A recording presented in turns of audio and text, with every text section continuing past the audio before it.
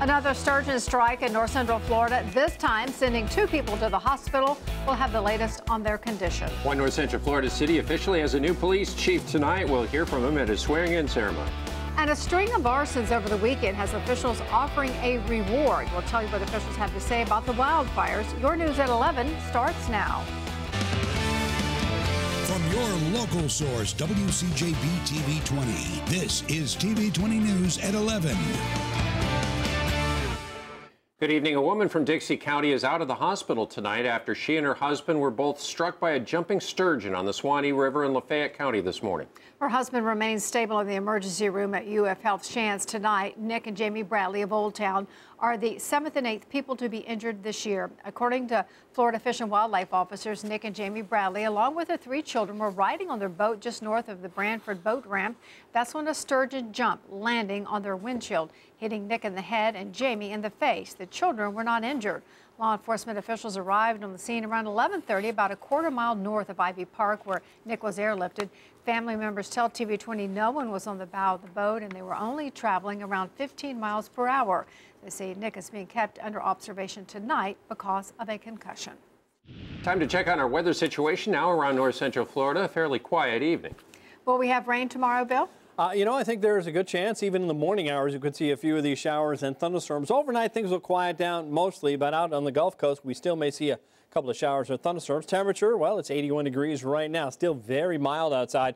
South-southwest wind at 5. Humidity is at 88%. The pressure 29.92 inches of mercury. It's very warm all across the region. The coolest spots over at St. Augustine, 78, 79 Daytona Beach, 81 in Ocala, and still 86 degrees over at Cedar Key. Remember, water temperatures out there are 87, 88, 89, depending on the time of day you look. Showers and thunderstorms starting out in Levy County and Dixie County, moving off towards the north and then to the east, continuing through the early afternoon. Cloud cover stayed with us for a while. We've seen a few breaks in the clouds, but the shower and thunderstorm activity has really died off this evening. The only thing we have left over the last 10 or 15 minutes is one little thunderstorm complex here right near Crystal River, but even that is falling apart, so it should be fairly quiet as we head overnight tonight. We'll go look for partly cloudy conditions, more thunderstorms on Tuesday, even in the morning hours, and a new name storm in the tropics. We'll have more on that coming up in a few minutes. The Alachua Police Department has a new man at the top. Chief of Police Chad Scott was formally sworn in at tonight's City Commission meeting. TV 20's Alex Browning shows us what the Chief of Police has planned for the future of his department. Residents, colleagues, families, and friends gathered tonight for the official swearing in of Deputy Chief Chad Scott as the city's newest Chief of Police. Leadership, loyalty, dignity. He is a man of honor, courage. All skills Burt Wetherington believes Scott brings to his new role in the department. Scott fills the vacancy Chief Joel DeCourcy Jr. left open after he retired in June, a chief Scott says he can only strive to be. Continue his legacy of ridding drugs in the community and making sure people are safe, they're able to go and shop and live in the community of Alachua. Chief Scott began his career in law enforcement more than 20 years ago and has served the city of Alachua since 2008 as an officer, detective, and lieutenant. He was promoted to deputy chief under Chief DeCourcy last year. I'm going to do what he taught me to do, what he mentored me to do, and that's to carry on his legacy and what he stood for. And if anybody knows Joel DeCourcy, they know that he's a fair man, and that's what I want to continue. That at any time that if they wanted to talk or he has an open door policy, they come in and talk to him, and I'm going to continue that. Before his tenure at Alachua PD, Scott was a deputy at the Alachua County Sheriff's Office for 17 years.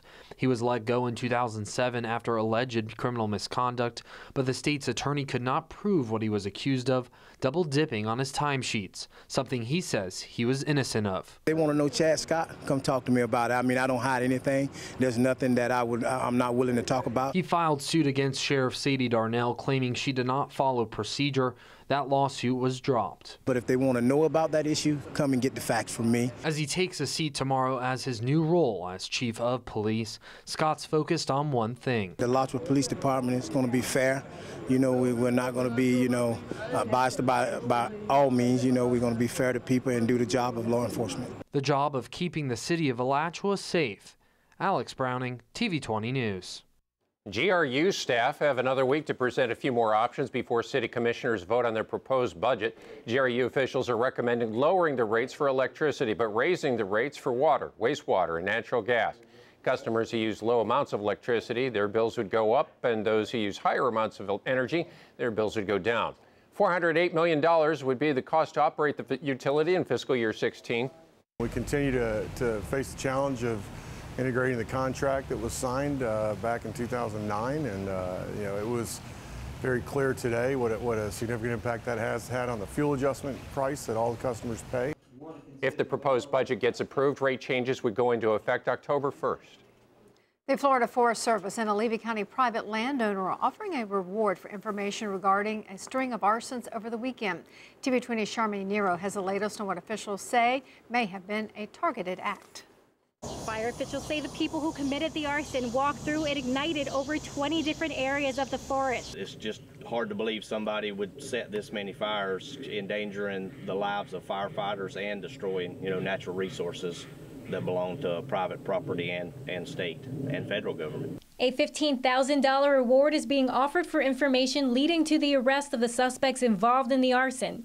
The fire damaged resources on private property and is currently under investigation. Officials say that timber used by private companies to make paper supplies were ruined in the fire. Just the timber from what the fire actually killed, and then from the stress of drought and heat, bugs will get in them, so a lot of the timber could still die from bug infestation. The landowners did not want to comment or have their property recorded. Officials say it's expected in these types of cases. Repercussion, somebody setting more fire to their stuff, or their house, or vandalism. There's nobody knows why this person picked this person or if even they picked it, it could just been random. The Florida Forest Service put out a message on Facebook asking anyone with information about the fires to come forward. Carter says that although they have seen a lot of lightning fires in the area due to the weather, they are confident this latest fire is not. Charmaine Nero, TV20 News. After more than 20 years with UF Health Shands, a well-known surgeon there, stepping down from his post, Dr. Edward Staples has more than 200 heart transplants, nearly 400 lung transplants completed in his career. Staples even began the first lung transplant program in the state of Florida. At UF Health, they say it's the end of an era. He's been here for a long time. He's done some amazing work, but it's a great loss for the transplant community. All of the people here are wonderful to work with, and it's a very, very rewarding career. Fellow doctors and employees joined Staples today to wish him well. Dr. Staples is still working full-time at the VA, but says he plans to fully retire in the next 2 to 5 years. It's half the money they received last year. Governor Rick Scott cut statewide arts funding by 49%. This affects the Hippodrome State Theater in Gainesville that must work with a cut of $75,000. While the theater is not planning on layoffs, they're depending on the public to balance things out. The theater's artistic director believes not supporting the Hippodrome means not supporting the businesses around it. Without 200 potential people downtown, almost every single day of the month, the economic impact that could have on this city is one bordering on disaster. The theater launched a fundraising campaign called Keep Gainesville Hip. They're $350,000 short of their goal of $750,000. A state Supreme Court ruling requiring stand-your-ground defendants to prove their innocence has members of the National Rifle Association hopping mad. TV20's Mike Vaslinda tells us the decision will likely result in state lawmakers getting involved. It was Christmas 2011 when a car nearly ran an Indiana family off the road on their way to Disney World. Jared Bretherick made a frantic 911 call. And he stopped in the middle of the road, will not move his vehicle. When the other driver approached, Bretherick held up his holstered gun and the driver backed off.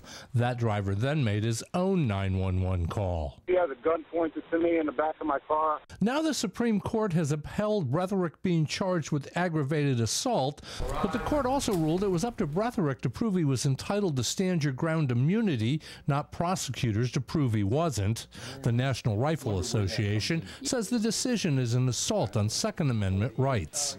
You are innocent until the state proves you guilty. They have reversed that.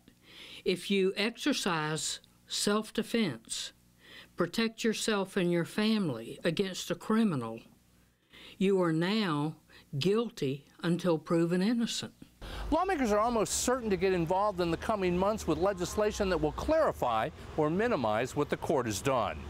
State Representative Alan Williams says the ruling is now an opportunity for lawmakers to scrap stand your ground and start over. There are provisions of the law that allow aggressors to get away with murder, and so I want us to repeal it and start over. So hopefully this is our opportunity. Legislation, if filed, could reignite the stand your ground battle as early as September. In Tallahassee, Mike Vasalinda, TV 20 News. A man is now charged in a kidnapping that police initially had called a hoax. After the break, we'll have the latest in the case that many have compared to the movie Gone Girl. Plus, new developments in the Eric Garner chokehold case will tell you the settlement his family reached with the city of New York. That's up next.